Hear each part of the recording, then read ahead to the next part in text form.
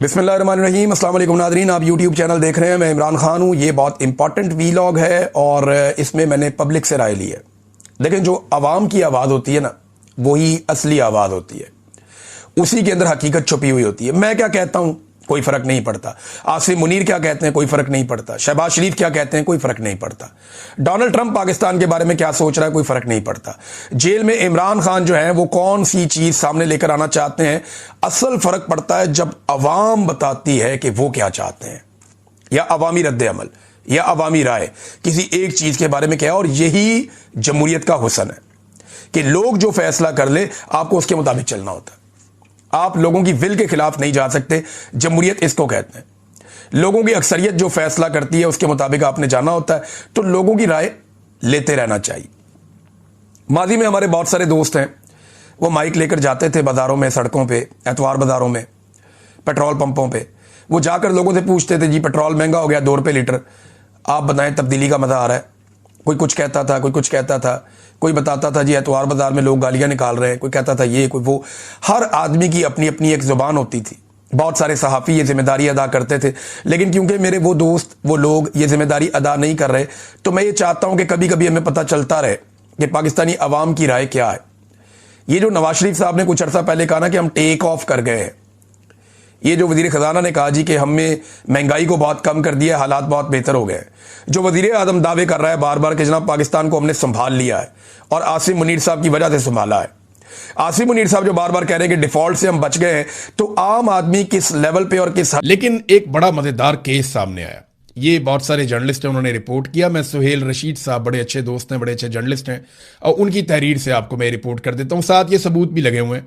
ये अंग्रेजी के अंदर उन्होंने पटिशन दायर की हुई है आईनी अदालत के अंदर, और शेर अफजल मरवत साहब ये चाहते हैं कि सुहेल आफरीदी ओहदे से हट जाएं और अली अमीन गंडापुर दोबारा वजीर आला खैबर पख्तूनख्वा बन जाएं। जब अली अमीन गंडापुर नए नए वजीर आला खैबर पख्तूनख्वा बने थे, उस वक्त वो शेर अफजल मरवत साहब से काफ़ी नफरत करते थे, उनके बहुत खिलाफ बोलते थे। वो लोगों को ये बताते थे कि शेर अफजल मरवत कितना करप्ट है, वो बंदे लेकर आता है, वो मादनियात के काम करना चाहता है, वो पार्टियां घेरता है, उनसे पैसे लेता है, उसने पाकिस्तान के बाहर भी पैसे लिए। इस किस्म की बातें अली अमीन गंडापुर साहब लोगों से करते थे। ये एक वक्त वो भी था। लेकिन फिर हमने देखा कि बड़ी शानदार दोस्ती हो जाती है दोनों के बीच में, और दोनों के बीच में से हवा भी नहीं गुजरती। फिर दोनों एक दूसरे की तारीफें करते हैं, जलसों के अंदर एक दूसरे के साथ जफियां डालते हैं, और बड़ी कुर्बतें बढ़ जाती हैं। एक दूसरे को बहुत सपोर्ट करते हैं दोनों एक खास वक्त के बाद। फिर शेर अफजल मरवत साहब जो है वो खैबर पख्तूनख्वा हुकूमत में उनका तोती बोलता था, जैसे चाहते थे वैसे वो चीजें करते थे। तो अब वो दौर सुनहरा चला गया। अली अमीन गंडापुर साहब को इमरान खान साहब ने जेल से बैठकर हटा दिया, और एक और आदमी सुहेल आफरीदी, उसे इमरान खान ले आए कि जनाब इसको वजीर आला खैबर पख्तूनख्वा बना दें। अब ये इमरान खान की मर्जी है, वो अली अमीन गंडापुर को बनाए या सुहेल आफरीदी को बनाए। दोनों इमरान खान की पार्टी के लोग हैं। लेकिन शेर अफजल मरवत साहब जो बार बार ये कहते हैं कि मैं कौमी असम्बली की सीट तब छोड़ूंगा जब मुझे इमरान खान साहब बुलाकर खुद कहेंगे। अब उन्होंने जो पटिशन दायर किया उसमें बड़ा मजेदार उन्होंने मौक़िफ़ ले लिया। वो ये कहते हैं अदालत को कि ये सारा कुछ ही गलत हो गया, आप हटाएं सुहेल आफरीदी को और उसकी जगह पर लेकर आए अली अमीन गंडापुर को, ताकि वो कंटिन्यू करे वजीर आला के तौर पे। अब ये बात कोई अली अमीन गंडापुर ने खुद नहीं कही, लेकिन शेर अफजल मरवत ने ये पटिशन डाली है। तो अली अमीन गंडापुर और शेर अफजल मरवत की दोस्ती तो सबको पता है। अब मरवत साहब ने जो एक वजह बताई वो बड़ी मजेदार है।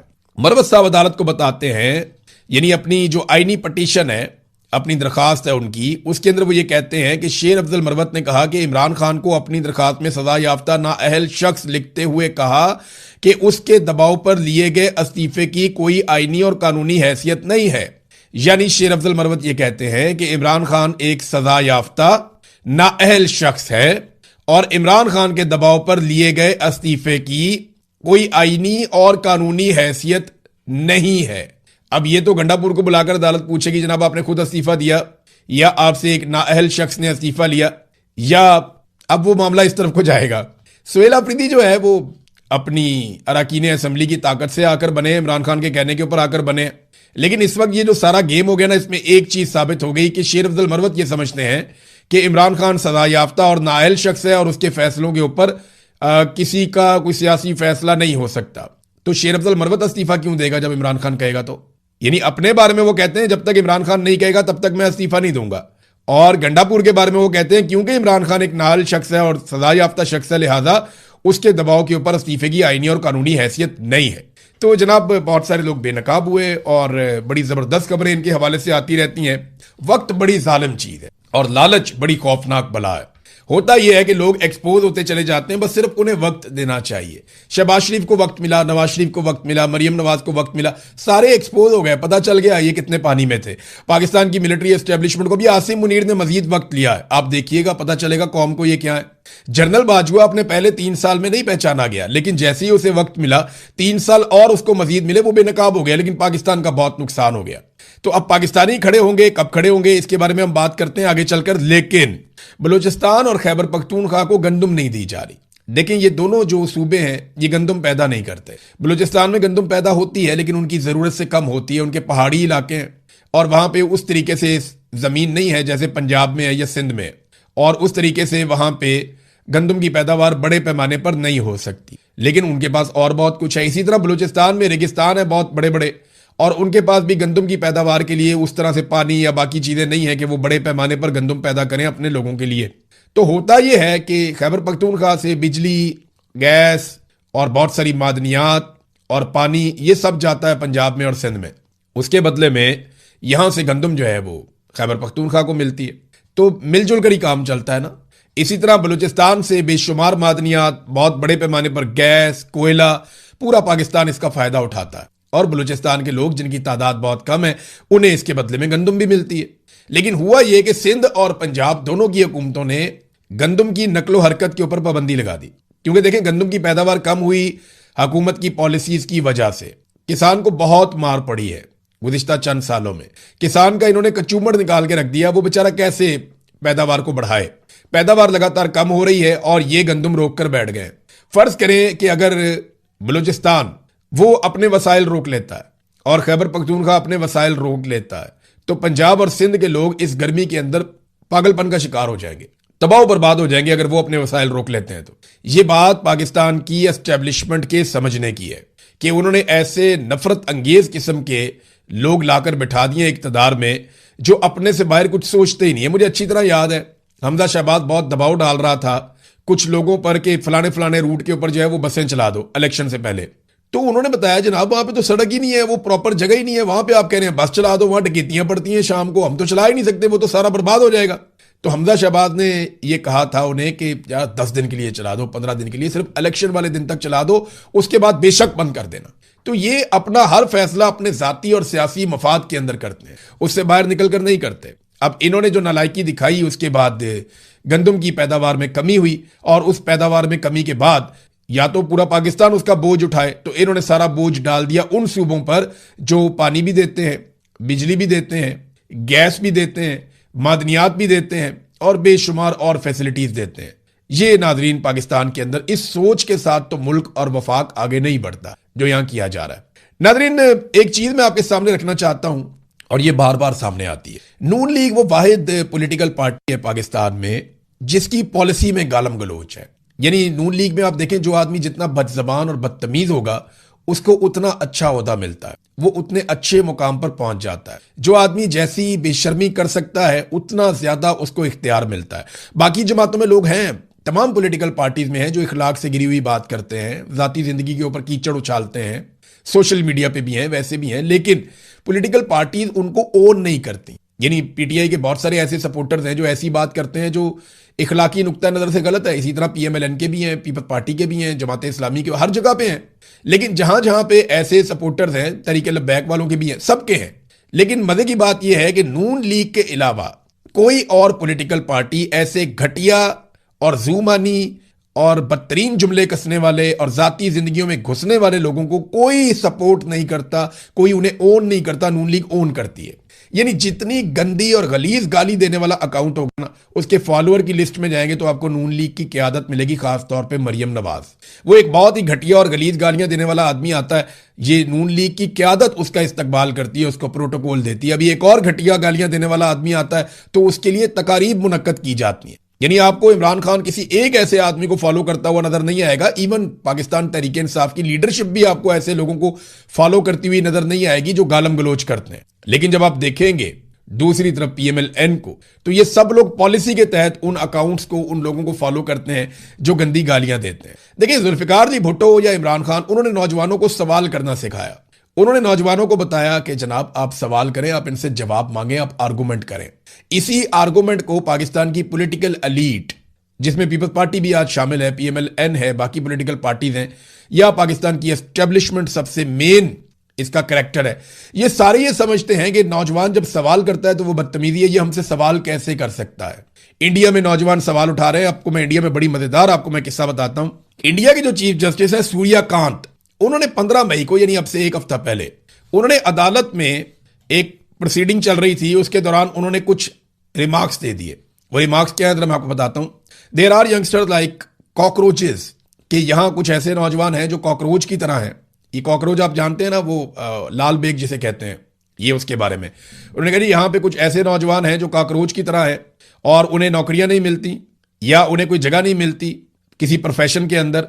तो उनमें से कुछ जो है वो मीडिया में चले जाते हैं, कुछ जो है वो सोशल मीडिया पे चले जाते हैं, कुछ जो है वो राइट टू इंफॉर्मेशन के एक्टिविस्ट बन जाते हैं या दीगर चीजों में एक्टिविस्ट बन जाते हैं और सबके ऊपर हमले करना शुरू कर देते हैं। यानी नौजवानों को, पढ़े लिखे नौजवानों को कॉकरोच कहकर मुखातिब किया चीफ जस्टिस ने। तो रद्दअमल के तौर पर, इस ताने के रद्दअमल के तौर पर, वहां इंडिया के नौजवानों ने कॉकरोच पार्टी अनाउंस कर दी और नाम रखा पार्टी का कॉकरोच जनता पार्टी। अब तक लगभग उसके साथ बहुत बड़ी तादाद में लोग जुड़ चुके हैं और जो डाटा सामने आ रहा है आप हैरान हो जाएंगे। इसी ताने को हथियार बनाते हुए इंडियन नौजवानों ने 10 मिलियन से ज्यादा फॉलोअर इकट्ठे कर लिए हैं। लगभग 1 करोड़ लोग उन्होंने अपने साथ जोड़ लिए हैं। ये एक नौजवान है अभिजीत दीपक, ये 30 साल इसकी उम्र है। इसने इसको शुरू कर दिया फौरी तौर पे और नौजवानों को कॉकरोच कहा कि वो कुछ कर नहीं पाते। तो उसके बाद कॉकरोचों ने भारत पे हमला कर दिया। अब नौजवान डिस्कशन कर रहे हैं कि जनाब पिछले 10-12 साल में हमें क्या मिला। वो ये कह रहे हैं कि इंडिया की पॉलिसीज गलत हैं, नौजवानों को नौकरियां और बेहतर मुस्तकबिल नहीं मिल रहा, दुनिया नौजवानों को इस्तेमाल कर रही है और इंडिया नौजवानों को स्पॉइल कर रहा है। तो नौजवान बड़े जबरदस्त तरीके से इंडिया में भी खड़े हुए। इससे पहले बांग्लादेश में हमने देखा, नेपाल में हमने देखा कि जुल्म और ज्यादती के खिलाफ नौजवान खड़े होते हैं। पाकिस्तानी नौजवानों को भी एक दिन खड़ा होना पड़ेगा। हकायक उनके सामने, अब कुछ भी ढका छुपा नहीं है। वो जानते हैं कि पाकिस्तान के साथ बुरा किसने किया और पाकिस्तान का मफाद किसके साथ है। देखिए, पाकिस्तान का मफाद पाकिस्तान के नौजवानों के साथ है। पाकिस्तान का मफाद पाकिस्तान की आवाम के फैसले में है।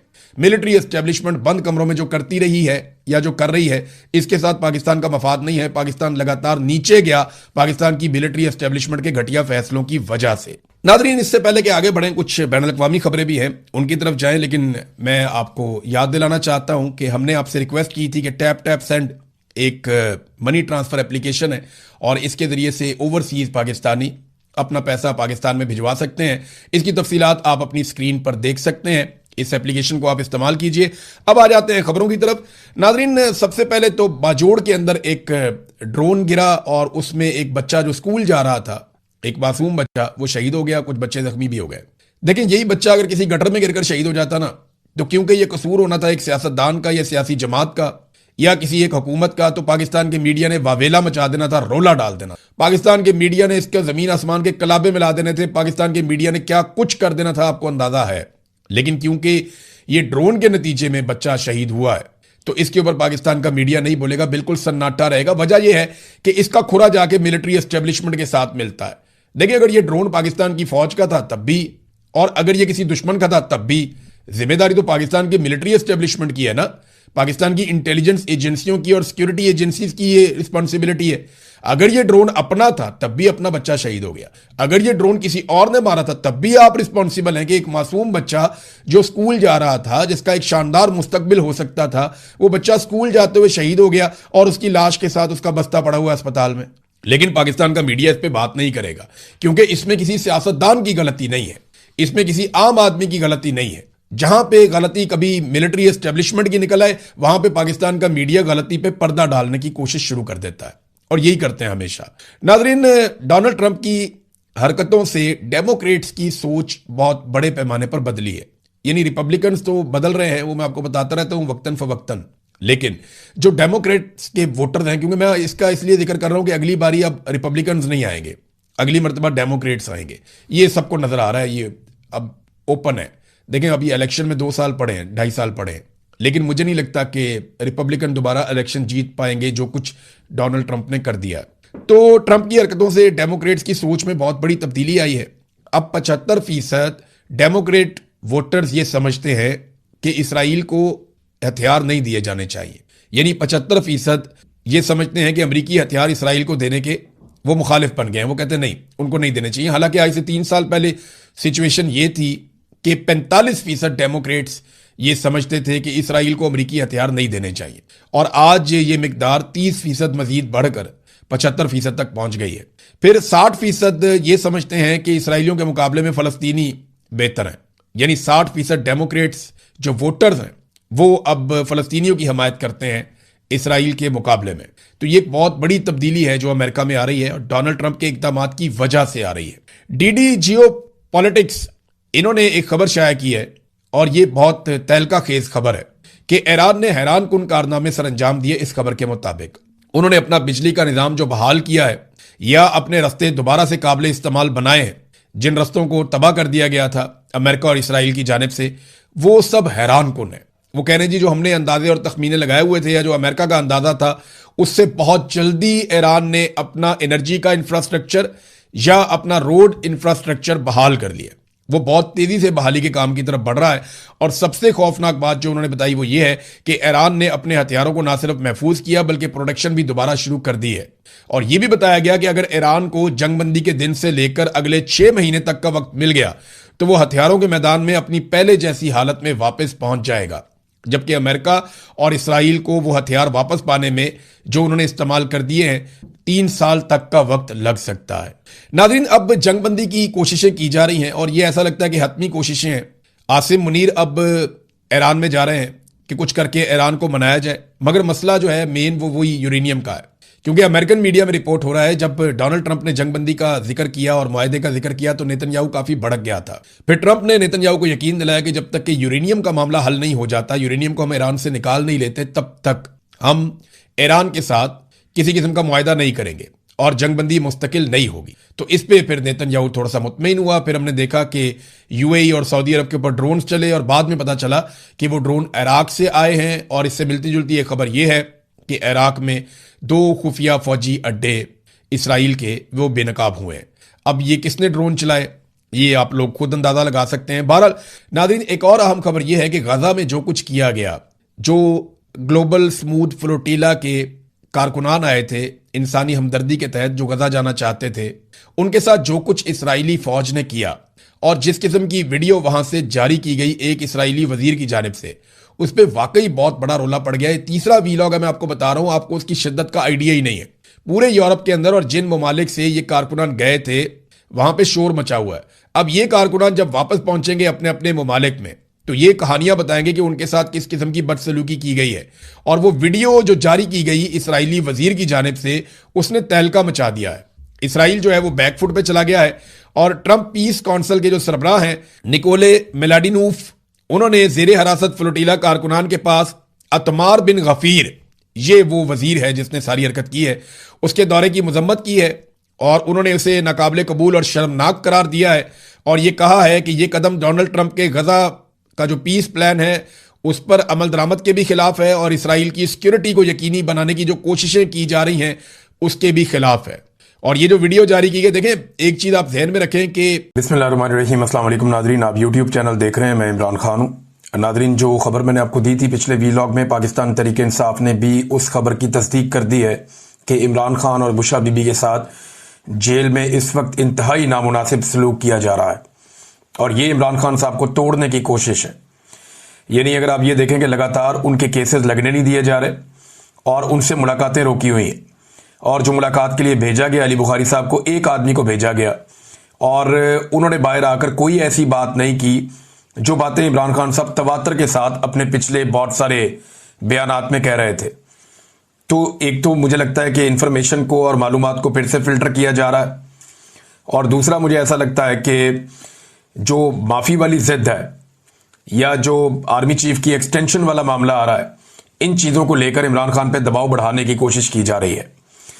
अब मैंने आपको यह बताया था कि जेल में हालात बहुत परेशान कुन है, कुछ और मालूमात भी मेरे तक पहुंचेंगी तो मैं आपको बताऊंगा। तो एक तो बुशरा बीबी साहिबा को करंट पड़ा है और वो करंट उन्हें ऐसे लगा कि बारिश की वजह से पानी जो है वो तारों के साथ लीक हो गया, उनके जो बिजली का वो है उसके अंदर आया और वहाँ पानी था और दीवार में सीलिंग थी वो गीली थी, तो वहाँ से उन्हें कोई करंट पड़ा है। एक तो ये मामला हुआ बुशरा बीबी के साथ, क्योंकि याद रखिएगा जेलों के अंदर स्विच अंदर नहीं होते, बाहर होते हैं।